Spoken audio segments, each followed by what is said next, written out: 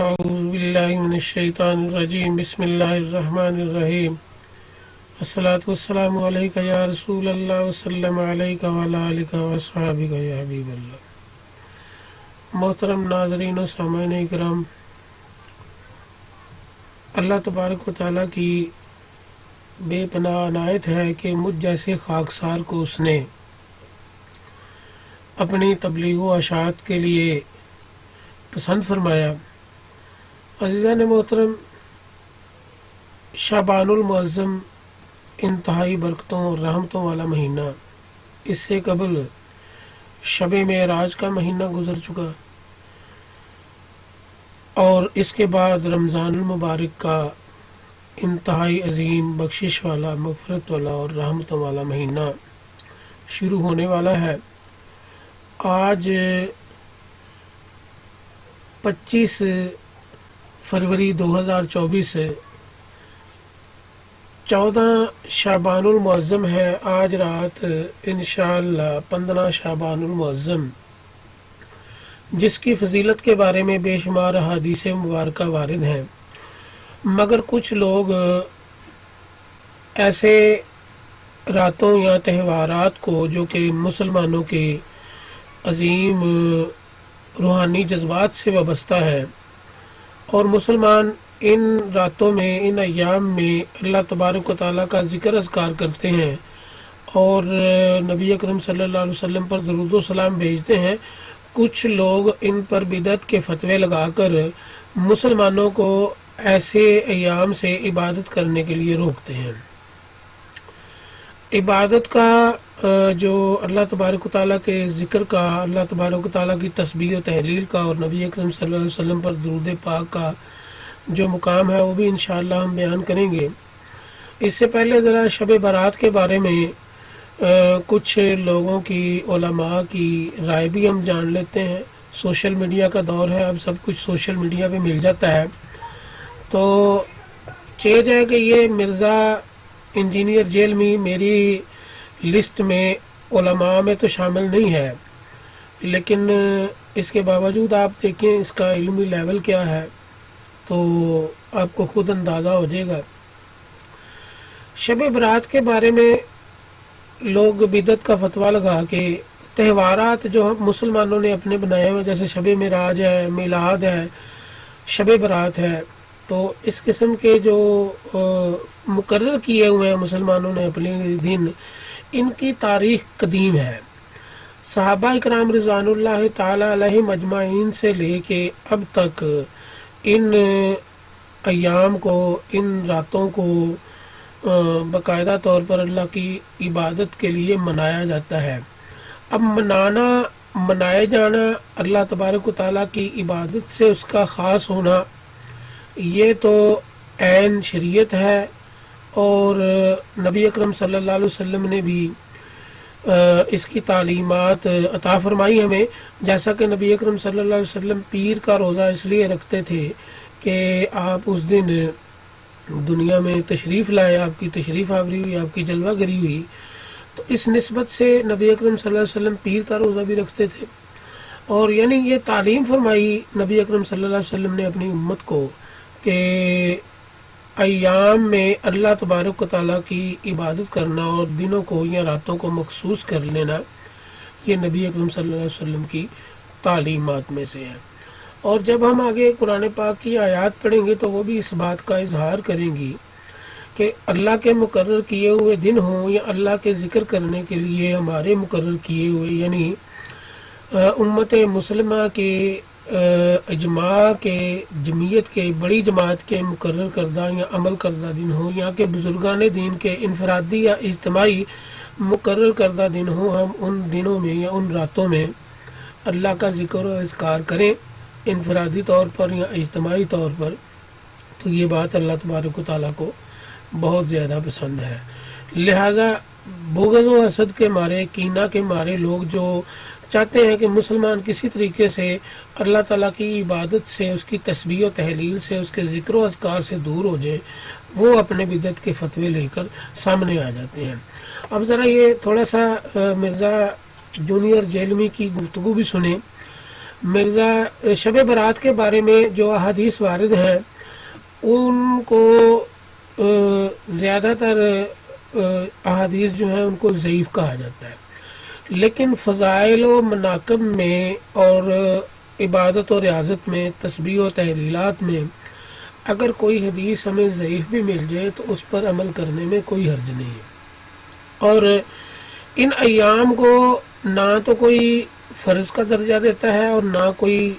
واجب کا درجہ دیتا ہے۔ ان راتوں کی عبادات جو کہ مسلمانوں نے اپنے لیے خود سے مقرر کی ہیں یا اللہ تبارک و تعالیٰ کے حکم سے ہم ان راتوں کو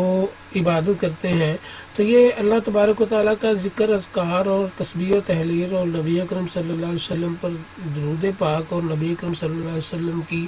نعت جو ہم مسلمان بیان کرتے ہیں ایسے ایام میں اور یا ایسی راتوں میں، تو اس کا اجر اللہ تبارک و تعالیٰ کے ہاں بہت عظیم ہے۔ اور اس سے یہ ساری عبادات نوافل ہیں یا مباحات ہیں، مستحبات ہیں۔ تو اب ہم ان عبادات میں استحباب کا، مستحب ہونے کا مطلب یہ ہے کہ اگر ہم نہ بھی کریں تو ہمیں گناہ نہیں ہے، جیسے کہ ہم فرض کو چھوڑ دیں تو ہمیں اللہ تبارک و تعالیٰ کی پکڑ کا سامنا کرنا پڑے گا، تو لیکن ان عبادات کو اگر ہم چھوڑ بھی دیں تو اللہ تبارک و تعالیٰ معاف فرمانے والا ہے۔ اور اگر ہم ان راتوں کو مقرر کر کے اپنے لیے یا کسی بھی وقت کو مقرر کر کے اپنے لیے ہم اللہ تبارک و تعالیٰ کی تسبیح و تحلیل بیان کریں تو یہ اللہ تبارک و تعالیٰ کے نزدیک بڑی فضیلت کی بات ہے۔ تو اس پہ بھی انشاءاللہ گفتگو کرتے ہیں کہ اللہ تبارک و تعالیٰ کے ذکر کی کیا فضیلت ہے۔ تو اس وقت موجودہ دور میں علماء نے سوشل میڈیا پر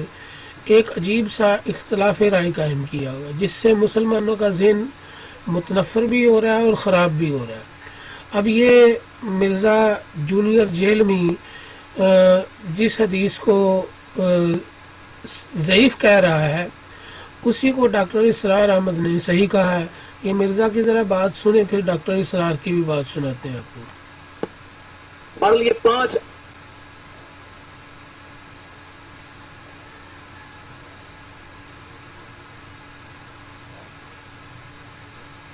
احادیث پبلک میں مشہور ہیں، 5 کی 5 ضعیف ہیں۔ سن لیجئے، پہلی حدیث جامع ترمذی اور سنن ابن ماجہ سے ہے، مشکات میں ہے 1۔ جی آپ نے سنا کہ 5 کی 5 ضعیف ہیں، 5 کی 5 یعنی یہ ساریوں کو ضعیف کہہ رہا ہے، اور وہ حدیث کا حوالہ بھی دے رہا ہے جو حضرت عائشہ صدیقہ سے روایت تھی۔ اچھا، مرزا جیلمی اس حدیث کو ضعیف کہہ رہا ہے، یہ ذرا دوبارہ سنیے۔ آخری عشرے کی تاک راتوں میں سے ایک رات ہے، میں انشاءاللہ اس پہ احادیث بھی بیان کر دوں گا۔ بہرحال یہ 5 احادیث پبلک میں مشہور ہیں، 5 کی 5 ضعیف ہیں۔ سن لیجئے، پہلی 5 کی 5 ضعیف ہیں۔ اب یہ پہلی حدیث بیان کرنے لگا۔ حدیث جامع ترمذی اور سنن ابن ماجہ سے ہے، مشکات میں ہے 1299، بڑی مشہور حدیث ہے۔ اما عائشہ رضی اللہ تعالیٰ عنہ کہتی ہیں آپ صلی اللہ علیہ وآلہ وسلم کو میں نے ایک رات بستر پہ نہیں پایا تو میں آپ کو ڈھونڈتے ہوئے نکلی تو آپ صلی اللہ علیہ وآلہ وسلم بقیع غرقد تشریف لے گئے تھے۔ جی یہ بہت مشہور حدیث پاک ہے، اور یہ مکمل حدیث پاک حضرت عائشہ صدیقہ جب نبی اکرم صلی اللہ علیہ وسلم کو نہ پا کر بستر پہ تو جنت البقیع کے قبرستان تشریف لے گئی تو وہاں پر نبی اکرم صلی اللہ علیہ وسلم کو دعا کرتے ہوئے دیکھا۔ اچھا، یہ مرزا اس کو ضعیف کہہ رہا ہے، اور اب ڈاکٹر اسرار احمد صاحب کی بھی ذرا سنتے ہیں بات کہ وہ اس حدیث کو کیا کہہ رہے ہیں۔ اس کے ذمن میں جو صحیح احادیث ہے صرف ایک ہے، اور وہ یہ ہے کہ حضرت عائشہ صدیقہ رضی اللہ تعالیٰ عنہ بیان کرتی ہے کہ ایک اور حضور کی میرے ہاں شب باسیت تھا کی باری تھی، لیکن میری رات کو آنکھ کھلی تو حضور نہیں تھے موجود، تو مجھے تشویش ہوئی، آسان ہے کہ میں ڈھونڈتی ہوئی وہ یا کسی اور کو آپ نے بھیجا، بہرحال مجھے پوری تفصیل یاد نہیں ہے کہ معلوم ہوا کہ آپ جنت البقیع میں گئے ہوئے ہیں، وہاں پر استغفار کر رہے ہیں۔ جی وہی حدیث ہے جس کو ڈاکٹر اسرار احمد نے صحیح قرار دیا اور مرزا جونیئر جیلمی نے اس کو ضعیف قرار دیا ہے۔ اب یہ تو ہے اختلاف میرے نزدیک مرزا جونیئر جیلمی عالم کیا، یہ تو عالم کے قریب بھی نہیں پھٹکا، میرے نزدیک علمیت کی اس کی کوئی حیثیت نہیں ہے۔ چلیں ڈاکٹر اسرار احمد، چونکہ وہ باقاعدہ علم حاصل کیا ہے اس نے، ڈاکٹر اسرار احمد نے، تو ڈاکٹر صاحب کی یہ بات جو ہے یہ قابل غور ہے، اور ڈاکٹر صاحب اس حدیث کو صحیح کہہ رہے ہیں۔ تو بہرحال صحیح ہو یا ضعیف ہو، فضائل و مناقب میں ضعیف حدیث بھی قابل قبول ہے۔ اب اس پہ ہم دنیا کے مشہور ترین عالم دین ڈاکٹر ذاکر نائک کی بھی رائے سنتے ہیں کہ ڈاکٹر ذاکر نائک اس بارے میں کیا کہتا ہے۔ یہ شب معراج اور شب برات کی حقیقت پہ اس سے سوال پوچھا گیا تھا، تو اس سوال کا جواب دیتے ہوئے ڈاکٹر ذاکر نائک کہہ رہا ہے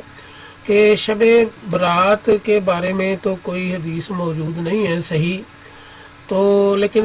شب قدر کے بارے میں ہے موجود۔ اب شب قدر پہ یہ سورہ قدر کی کا حوالہ دیتے ہوئے گفتگو کر رہا ہے، لیکن ذرا سنیں کہ کہتا کیا ہے۔ لیکن خصوصاً کیونکہ یہ جو قرآن میں ذکر ہے کہ اس رات میں قرآن نازل ہوا تھا، تو یہ ہمارے لیے ایک اہم رات ہے اور ہزاروں رات کے مقابلے میں ہے الحمدللہ، اور ہمارے ہزاروں رات کے مقابلے میں ہے۔ یہ ڈاکٹر صاحب جس کو دنیا مانتی ہے کہ یہ بہت بڑا عالم ہے، یہ ہزاروں رات، جبکہ سورہ قدر میں خیر من الف شہر، 1000 مہینوں سے بہتر رات ہے۔ اب جس شخص کو الف شہر میں اور رات میں فرق ہی یعنی کہ شہر مہینے کو کہتے ہیں اور الف 1000 کو کہتے ہیں، الف شہر خیر من الف شہر 1000 مہینوں سے بہتر ہے، مگر ڈاکٹر صاحب کیا کہہ رہے ہیں کہ 1000 راتوں سے بہتر ہے۔ اب جس کو راتوں اور مہینوں کی تفریق کا ہی معلوم نہ ہو، جس کو قرآن پاک کی بیسک نہ معلوم ہو، جس کو قرآن پاک کی، یہ تو آپ میرے سب سے چھوٹے بیٹے سے یہ بات آپ سن لیں کہ اس کو یہ صورت بھی زبانی یاد ہے اور اس کو اس کا ترجمہ بھی یاد ہے، اور اس کے ترجمے میں اس کو معلوم ہے کہ یہ 1000 مہینوں سے بہتر رات ہے، 1000 راتوں سے بہتر نہیں، 1000 مہینوں سے بہتر رات ہے۔ اب اس پہ اور بھی علماء نے گفتگو کی ہے، لیکن وقت کی کمی ہے، تو بہرحال میں شب برات کے حوالے سے مفتی راشد محمود رضوی دامہ برکاتہم العالیہ اور ڈاکٹر مفتی علی نواز دامہ برکاتہم العالیہ کے میں لنک نیچے سینڈ کر دیتا ہوں آپ کو اپنے ڈسکرپشن میں، تو ان کی ویڈیو تفصیلی آپ شب برات کے حوالہ جات کے لیے سماعت فرما لیں۔ تو میں جو آپ کو بات بتانا چاہ رہا ہوں اس ضمن میں لوگوں کے ایسے جو ایام مسلمانوں نے مخصوص کیے ہوئے ہیں،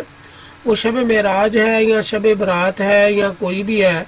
وہ میلاد شریف ہے، تو ان راتوں میں اللہ تبارک و تعالیٰ کی تسبیح و تحلیل کرنے سے کیوں روکا جا رہا ہے؟ کیا وجہ ہے کہ وہ اللہ تبارک و تعالیٰ کی عبادت کرنے سے مسلمانوں کو روک رہے ہیں؟ تو یہ اہم چیزیں ہیں جو ہمارے معاشرے میں پریکٹیکل اسلام پر عمل نہیں ہو رہا۔ رسومات آپ کو ٹائٹ ملیں گی، اور بھائی فلانا ڈے، آج فلانا ڈے، آج فلانا ڈے، آج فلانا ڈے، آج شب معراج، مجھے تو پتہ ہی نہیں شب معراج کب آئی کب جی آج فلانا ڈے فلانا ڈے فلانا ڈے، اور مفتی صاحب کو شب معراج کا ہی نہیں پتہ، اور مفتی صاحب بالکل شاید انکار ہی کر دیں اگر ان کا بس چلے تو، اگر قرآن پاک میں نہ ہو تو انکار ہی کر بیٹھیں یہ۔ اب اسی ضمن میں شب برات پر مرزا جیلمی کا بھی بغض و حسد ذرا دیکھ لیں آپ، میں یہ واقعہ آگے نکال کے تو آپ کو شعبان کی رات ہے، یعنی 15ویں رات ہے شعبان کی، 14 اور 15 کی درمیانی رات۔ اس رات اللہ تعالیٰ آسمان دنیا پر نزول فرماتا ہے جیسا کہ اس کی شان کے لائق ہے، اور بنی کلب کی بکریوں کے پالوں سے بھی زیادہ لوگوں کی مغفرت کر دیتا ہے۔ لیکن یہ روایت ہے ضعیف۔ ڈاکٹر طاہر القادری صاحب یہ روایت پڑھتے پڑھتے ٹھٹک گئے، کیونکہ اس کے آگے لکھا تھا امام ترمذی نے کہ روایتی جعلی ہے۔ لیکن یہ علماء اتنے بے شرم ہیں اور بالکل خیال نہیں کرتے ہیں کہ آدھی حدیثیں پڑھتے ہیں اور جی علماء اتنے بے شرم ہے. آپ نے علماء کی صف میں کسی شخص کو ایسا دیکھا ہے کہ وہ اختلاف رکھتے ہوئے چہ جائے کہ بے شمار اختلافی مسائل، اصل میں مسئلہ قرآن و حدیث کے اختلاف میں نہیں ہے، مسئلہ علماء کے یا عام لوگوں کے اپنے ذہنی اختلاف میں ہے. ذہنی اختلاف ہے. اصل میں جب کوئی دین کو سمجھے گا، قرآن کو سمجھے گا، تو الحمدللہ اس کے ذہن میں اختلاف نہیں رہے گا. لیکن اس انداز کی جیسے یہ واہیات گفتگو کر رہا ہے، ایسا کوئی آپ نے عالم دین دیکھا ہے؟ اور اختلاف میں اگر کوئی شخص ایسی نازیبا گفتگو استعمال کرتا ہے تو کیا اس کو عالم دین کہا جائے گا؟ یہ وہ لوگ ہیں جو ایسے مسلمانوں کی عبادات جو اللہ تعالیٰ کے ذکر اذکار اور نبی اکرم صلی اللہ علیہ وسلم پر صلاۃ و درود کے لیے مسلمانوں نے مقرر کیے ہیں، فکس کیے ہیں، اور وہ مسلمان قدیم سے صحابہ کرام رضوان اللہ تعالی علیہم اجمعین کے دور سے مسلمان ان ایام میں اپنے ان تہوارات کو اللہ کے ذکر و اذکار کے لیے مناتے چلے آ رہے ہیں، اور سب اکٹھے ہوتے ہیں اور اللہ کی تسبیح و تحلیل بیان کرتے ہیں، نوافل پڑھتے ہیں. اب یہ ایسی گفتگو کرنا کہاں کی علمیت ہے، کہاں کا انصاف ہے؟ میں اس معاملے میں بالکل نہیں سمجھ سکا. اس کے اس رویے کو بغض و حسد اور کینہ ہی ہو سکتا ہے، اور کیا اس کے علاوہ معاملہ ہے. تو اللہ تبارک و تعالیٰ کے ذکر میں کسی وقت کو مقرر کرنا انفرادی طور پر یا اجتماعی طور پر، اس میں تو کوئی قید نہیں ہے دین میں. جیسا کہ صحابہ اکرام رضوان اللہ تعالیٰ علیہم اجمعین کے دور میں مدینہ والوں کو پتہ لگا کہ مکہ والے جو ہیں وہ رات 12 بجے تک صلاۃ و تسبیح پڑھتے ہیں. تو انہیں پتہ لگا کہ وہ 12 بجے تک تسبیح پڑھتے ہیں تو اور وہ 20 رکعتیں پڑھتے ہیں اور 12 بجے فارغ ہوتے ہیں، یعنی آدھی رات گئے تک. تو انہوں نے مدینہ والوں نے رکعتوں کی تعداد 40 کر دی اور وہ سحری کے وقت جا کے فارغ ہونے شروع ہو گئے. یعنی یہ وہ لوگ عبادت میں حریص تھے، اللہ تبارک و تعالیٰ کے ذکر و اذکار میں وہ آگے بڑھتے تھے، اور ان کے مقابلے اس بات پہ ہوتے تھے کہ کسی نے 2 پڑھے ہیں تو ہم 4 پڑھیں گے نفل، اور کسی نے 100 مرتبہ اللہ تبارک و تعالیٰ کا ذکر کیا تو ہم 200 مرتبہ کریں گے. مگر آج بدعت کے فتووں کی آڑ میں مسلمان جو اللہ تعالیٰ کی عبادت کے لیے چاہے کوئی ضعیف حدیث کا ہی سہارا لے کے اگر اکٹھے ہو جاتے ہیں تو ان کو اللہ کے ذکر سے روکا جا رہا ہے. عجیب معاملہ ہے. اب میں آپ کے سامنے اللہ تبارک و تعالیٰ کے ذکر کی تھوڑی سی فضیلت رکھتا ہوں. اللہ تبارک و تعالیٰ نے سورہ احزاب کی آیت نمبر 41 اور 42 میں فرمایا ہے کہ یا ایھا الذین آمنوا اذکروا اللہ ذکرا کثیرا، اے ایمان والو تم اللہ کا کثرت سے ذکر کیا کرو. اب دیکھیں یہ کثرت سے کیا مراد ہے؟ کثرت سے مراد کہ کوئی حد ہے کہ کوئی دن نہ جمعرات کا دن یا جمعے کا دن یا پیر کا دن یا شبرات کا دن یا معراج کا دن یا میلاد کا دن. ہاں جی، کثرت سے ذکر کرو، کثرت سے. اب امور دنیا میں مسلمان روزانہ تو لے کے بیٹھ نہیں سکتے، لہذا انہوں نے اپنے رزق روزی کے لیے اپنے دنیاوی امور سے بھی وابستہ ہونا ہوتا ہے. لہذا چند قیام مسلمانوں نے قدیم سے مقرر کیے اور بزرگان دین نے بھی اس کو اپنایا، صحابہ کرام نے بھی اپنایا، تابعین نے بھی اپنایا، تبع تابعین نے بھی اپنایا، مشائخ عظام نے بھی اپنایا، مفسرین، محدثین، تمام لوگ ان ایام کی عبادات سے انفرادی طور پر یا اجتماعی طور پر وابستہ رہے. تو اس میں کیا حرج ہے؟ اگر اس کے بارے میں کوئی ضعیف حدیث بھی مل جائے تو اللہ تعالیٰ کی عبادت کرو بیٹھ کے. بدعت کے جو شیطان بدعت کے فتوے لگا کر آپ کو اللہ تبارک و تعالیٰ کی عبادت سے روکتے ہیں ان سے محفوظ رہو. اچھا پھر آگے آیت نمبر 42 میں اللہ تبارک و تعالیٰ صبح و شام دونوں کا ذکر فرما رہا ہے، وَسَبِّحُوا بُكْرَةً وَأَصِيلًا، اور صبح و شام اس کی تسبیح بیان کرو. یعنی اس میں نہ صبح کی قید ہے، نہ رات کی قید ہے، نہ اجتماع کی، نہ توحید کی قید ہے. اکیلے ہو، گھر والوں کے ساتھ ہو، یا مسجد میں چند لوگ مل کے ہو، محلے والے اکٹھے ہو جاؤ یا شہر والے اکٹھے ہو جاؤ، اللہ تبارک و تعالیٰ کا ذکر و اذکار بیان کرو. تو اسلام میں ذکر کی جو اہمیت ہے اس کے بارے میں ایک اور سورہ بقرہ کی آیت نمبر 152 ہے، فَاذْكُرُونِي أَذْكُرْكُمْ. اللہ تبارک و تعالیٰ نے فرمایا کہ بس تم میرا ذکر کرو اور میں تمہارا ذکر کروں گا. پھر اسی ضمن میں ایک حدیث قدسی بھی ہے، مسلم و بخاری میں متفق علیہ ہے. ترجمہ پیش خدمت کرتا ہوں. اللہ تبارک و تعالیٰ نے نبی اکرم صلی اللہ علیہ وسلم کی زبان اقدس پر فرمایا، میں اپنے بندے کے گمان کے ساتھ رہتا ہوں، اور جب وہ میرا ذکر کرتا ہے تو میں اس کے ساتھ ہوتا ہوں. پس اگر وہ مجھے اپنے دل میں یاد کرے تو میں بھی اسے اپنے دل میں یاد کرتا ہوں. اگر وہ مجھے کسی مجمع کے اندر یاد کرے تو میں اسے اس سے بہتر مجمع کے اندر یاد کرتا ہوں. سبحان اللہ. اللہ تبارک و تعالیٰ بھی مجمع سجاتا ہے جی. اور اگر وہ بالشت بھر میرے قریب ہوتا ہے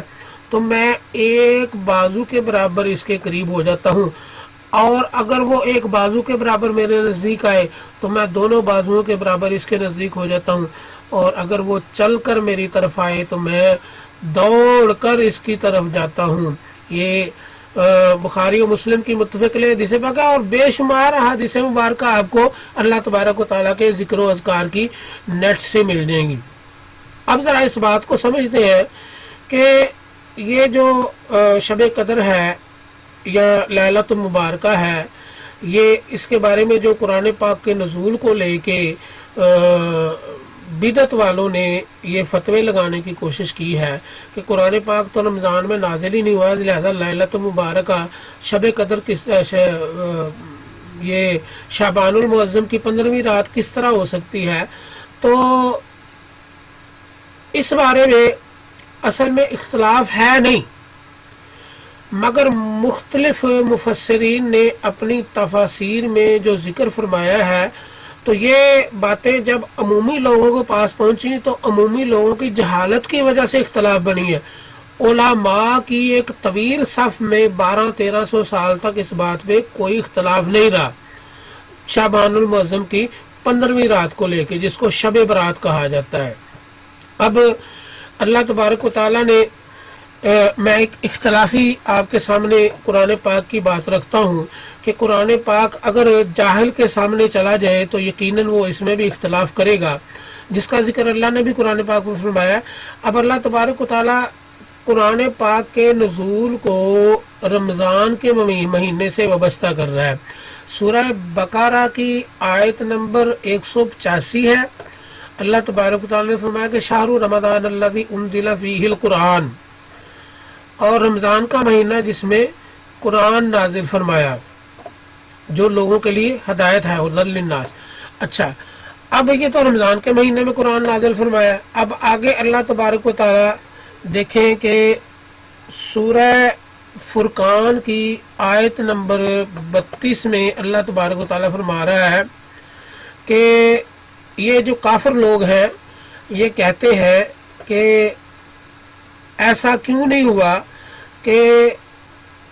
اللہ تبارک و تعالیٰ نے اپنے رسول پر ایک ہی بار میں قرآن اتار دیا ہو، یعنی قرآن پاک ایک ہی بار کیوں نہیں نازل ہوا. ہاں جی. اب دیکھیں کہ قرآن پاک تو اصل میں 23 سال کے عرصے میں ضرورت کے مطابق، وقت کے مطابق، مسائل کے مطابق اور نصیحت کے مطابق نازل ہوا 23 سال کے عرصے میں. مگر اللہ تبارک و تعالیٰ فرما رہا ہے کہ میں نے قرآن پاک کو رمضان المبارک میں اتارا. اب یہ بات ہم جب سمجھنے کے لیے احادیث اور تفسیر کا سہارا لیں گے تو بات ہماری سمجھ میں یہ آئے گی کہ قرآن پاک جو ہے وہ آسمان دنیا پر بھی اتارا گیا ہے، اور قرآن پاک جو ہے وہ عرش معلیٰ پر بھی اتارا گیا ہے، اور قرآن پاک نبی اکرم صلی اللہ علیہ وسلم کے قلب مبارک پر بھی اتارا گیا ہے. اب قرآن پاک یکدم بھی نازل ہوا ہے اور 23 سال کے عرصے میں عمومی مسلمانوں کی ضرورت کے لیے بھی نازل ہوا ہے۔ اب قرآن پاک نبی اکرم صلی اللہ علیہ وسلم کے قلب اطہر پر ہو سکتا ہے کہ یک لخت اتار دیا گیا ہو، اور نبی اکرم صلی اللہ علیہ وسلم امت کو اس کا اظہار جو ہے وہ ضرورت کے مطابق اللہ تعالیٰ تبارک و تعالیٰ نے نبی اکرم صلی اللہ علیہ وسلم کو حکم فرما کے اب یہ آیت جو ہے اس کا اظہار فرما دیں، اس کا اظہار فرما دیں۔ اور ایسا بھی ممکن ہے کہ آسمان دنیا پر اللہ تبارک و تعالیٰ نے قرآن پاک کو یکدم یک لخت ایک جگہ پہ جمع فرما دیا ہو، اور پھر لوح مکنون اور لوح محفوظ دو مقامات کے ذکر بھی قرآن پاک میں موجود ہیں۔ ہو سکتا ہے کہ قرآن پاک لوح محفوظ پہ یکدم پورا اتار دیا گیا ہو، لوح مکنون پہ یکدم پورا اتار دیا گیا ہو، تو ایسے کئی مرتبہ قرآن پاک پورا اترا ہو، اور نبی اکرم صلی اللہ علیہ وسلم پر 23 سال کے عرصے میں وہاں سے اللہ تعالیٰ جو جبریل امین کو حکم فرماتے رہے کہ یہ آیتیں لے جا کے میرے محبوب کی بارگاہ میں پیش کر دو، تو جبریل امین لوح مکنون سے یا لوح محفوظ سے لا کر وہ آیات نبی اکرم صلی اللہ علیہ وسلم کی بارگاہ میں پیش کرتے رہے۔ تو یہ کوئی اختلافی مسئلہ نہیں ہے، یہ اختلافی مسئلہ نہیں ہے، یہ اللہ تبارک و تعالیٰ کی حکمتیں ہیں۔ ان میں الجھنا، ان میں چلے جانا، بھائی سیدھا سیدھا اللہ تبارک و تعالیٰ کے ذکر و اذکار کرو، اللہ تبارک و تعالیٰ کی تسبیح بیان کرو۔ ایسے جو مرزا جیلمی جیسے شیطان علماء ہے، ان کے فتنوں میں مت پھنسو، اور جن کو خود معلوم نہیں ہے کہ خیر سے شب برات جو شب معراج جو ہے وہ ہوئی کب ہے، ہاں جی، جبکہ 27 رجب المرجب کو صحابہ کرام رضوان اللہ تعالی علیہم کے اجمعین کے دور سے یہ تواتر سے یہ سلسلہ قائم ہے، اور وہ لوگ یادداشت میں بڑے کامل تھے، تو لہذا مشہور قول 27 رجب کا ہے، اور کسی ایک دن کو تو معراج ہوئی ہے، ہاں جی۔ اب جو مشہور قول ہے اس کو لے لیا جائے اور اس رات کو اللہ تبارک و تعالیٰ کے ذکر و اذکار کے لیے مقرر کر لیا جائے، تو اس میں کیا عرض ہے، ہاں جی۔ لیکن پتہ نہیں اللہ کے ذکر سے مسلمانوں کو کیوں روکا جا رہا ہے، اور کیا معاملہ ہے کیا نہیں ہے۔ اب قرآن پاک کے نازل ہونے کی کہ دو جگہ پہ وقت مقرر کیا گیا، یعنی رات کا جو تعین کیا گیا، جو کہ قرآن پاک کو رات میں نازل کیا، وہ ہے یہ سورہ دخان کی آیت نمبر 3، جس میں اللہ تبارک و تعالیٰ نے فرمایا کہ بے شک ہم نے اسے ایک بابرکت رات میں اتارا، بے شک ہم ڈر سنانے والے ہیں۔ ایک بابرکت رات میں اتارا، ہاں جی۔ اب یہاں پر یہ تو واضح نہیں ہے کہ یہ قرآن پاک رمضان المبارک کی ہی بابرکت رات میں اترا، وہ کوئی بھی بابرکت رات ہو سکتی ہے، ہاں جی۔ اب جس طرح کے قرآن پاک اور رمضان المبارک میں اتارا، ہو سکتا ہے لوح مکنون پہ رمضان المبارک میں اتارا ہو، اور لوح محفوظ پہ کسی اور رات کو اتارا ہو، اور نبی اکرم صلی اللہ علیہ وسلم کے قلب اطہر پہ کسی اور رات کو اتارا ہو، ہاں جی۔ تو یہ سارے معاملات یہ صرف علماء کے ایسے بیانات جو بدعت پہ مبنی بیانات ہیں، جس میں وہ بدعت کر کے لوگوں کو گمراہ کرنے کی کوشش کر رہے ہیں، اور اللہ کے ذکر سے یہ اختلافی مسئلہ نہیں ہے۔ اس میں کسی مسلمان کو کیا غرض ہو سکتی ہے کہ جس رات میں مرضی قرآن پاک نازل ہو، جو ہمارے لیے احادیث میں اشارہ بھی ملتا ہے کہ اس رات کو اللہ تبارک و تعالیٰ کی رحمتوں کا نزول ہوگا، تو بھائی اللہ تعالیٰ کے ذکر کے لیے بیٹھ جاؤ، ہاں جی۔ یہ کوئی اختلافی مسئلہ ہے؟ اس میں اختلاف علماء نے اپنے بغضوں کو، جاہل علماء، ایسے علماء جو اپنے آپ کو عالم، میں تو اس کو عالم سمجھتا ہی نہیں ہوں، جو لوگ سمجھتے ہیں بہرحال تو ان کے نزدیک یہ عالم ہوگا۔ اب دوسری جگہ سورہ قدر 30واں سپارے میں اللہ تبارک و تعالیٰ نے باقاعدہ طور پہ ایک جامع سورت نازل فرمائی، اب جس میں رمضان المبارک کے باقاعدہ طور پر لیلۃ القدر کی رات میں نازل ہونے کا۔ اب یہ لیلۃ القدر کی رات کون سی ہے یہ تو قرآن پاک میں ذکر نہیں ہے، مگر احادیث میں اس کا ذکر ہے کہ نبی اکرم صلی اللہ علیہ وسلم نے فرمایا کہ لیلۃ القدر کو رمضان المبارک کے آخری عشرے میں طاق راتوں میں تلاش کرو۔ اب بعض مفسرین کے نزدیک پورا رمضان المبارک کی طاق راتیں ہیں، بعض کے نزدیک آخری 2 عشروں کی طاق راتیں ہیں، اور زیادہ مشہور قول یہ ہے کہ آخری عشرے کی طاق راتوں میں، یعنی 21، 23، 25، 27 اور 29۔ اب 29 بھی رمضان المبارک بھی ایک بڑا عجیب مارکہ ہے کہ 27 رمضان المبارک کو لوگ لیلۃ القدر سمجھ کے تو وہ بس اتنے تھک چکے ہوتے ہیں کہ 29 کی انہیں ہمت نہیں بچتی، بھائی 29 کو بھی اسی طرح جاگو، ہاں جی، اس پہ کوئی عالم دین کیوں نہیں بول رہا کہ 29 رمضان المبارک کو بھی جاگو، ہاں جی، کیونکہ ان کا مقصد صرف ایسے بدعتی فتوے لگانے والے علماء کا مقصد صرف مسلمانوں کو عبادت سے دور کرنا ہے، اس لیے وہ اس بات پہ نہیں آتے بھائی 29ویں لیلۃ القدر ہے، بھائی 29ویں آخری طاق رات یہ تو صحیح حدیث میں موجود ہے نا، تو بھائی علماء اس پر کیوں نہیں بول رہے؟ یہ سارے علماء 29 تاریخ پر کیوں خاموش ہیں؟ یہ خاموش اس لیے ہیں، یہ تو علماء کی کیٹیگری میں آئی نہیں، تو یہ سارے لوگ اس لیے خاموش ہیں کہ بھائی کہیں مسلمان عبادت نہ کر لیں، بس یہ وجہ ہے، ہاں جی۔ اب یہ 21، 23، 25، 27 کو ذرا تھوڑا سا اس لیے بیان کر دیتے ہیں کہ یہ اِنَّا أَنزَلْنَاهُ فِي لَيْلَةِ الْقَدْرِ سورہ قدر میں اس کا ذکر موجود ہے، ہاں جی۔ 29 کو کیوں نہیں اتنا شور مچاتے؟ 29 کے بارے میں لوگوں کو قائل کرو نا، وہ بھی تو لیلۃ القدر کی رات ہے نا، وہ جس کو تم صحیح مان رہو، کم از کم مسلمانوں کو اس میں تو عبادت کرنے کا شعور بیدار کرو نا مسلمانوں میں، ہاں جی۔ تو اللہ تبارک و تعالیٰ ہمیں دین کو سمجھنے اور دین پر عمل کرنے کی توفیق عطا فرمائے۔ شب برات کے بارے میں میں نے جو مفصل گفتگو ہے وہ مفتی راشد محمود رضوی صاحب اور مفتی علی نواز صاحب دامت برکاتہم العالیہ کی یہ ویڈیو لنک میں نے ڈسکرپشن میں دے دیے ہیں، تفصیلی ثوابت کے لیے آپ ان کی ویڈیو سماعت فرمائیے۔ میرا جو موقف ہے وہ یہ ہے کہ بھائی خدا کا واسطہ ہے ان علماء سے کہ بدعت کے فتووں کو اپنے پاس رکھو، مسلمانوں کو اللہ تبارک و تعالیٰ کی عبادت کرنے دو یار، کوئی وسیلہ بن جائے کسی کی بخشش کا تو آپ کو کیا تکلیف ہے۔ اللہ تعالیٰ ہمیں دین کو سمجھنے کی توفیق عطا فرمائے۔ آخر میں بس اتنی عرض ہے کہ میری اس چھوٹے سے چینل کو سبسکرائب کر دیں اور میری ویڈیو کو لائک اور شیئر ضرور کیا کریں۔ لائک اور شیئر کرنے سے حوصلہ افزائی ہوتی ہے اور دین کے کام میں یہ آپ کا کار خیر ہے، دین کے کام میں آپ کا کار خیر ہے کہ پیغام حق زیادہ سے زیادہ لوگوں تک پہنچ سکے، اور کمنٹ سیکشن میں اپنی رائے سے ضرور آگاہ کیا کریں۔ آپ کی رائے ہمارے لیے مشعل راہ ہے۔ اللہ تبارک و تعالیٰ میرا اور آپ کا حامی و ناصر ہو۔ وآخر دعوانا ان الحمد للہ رب العالمین۔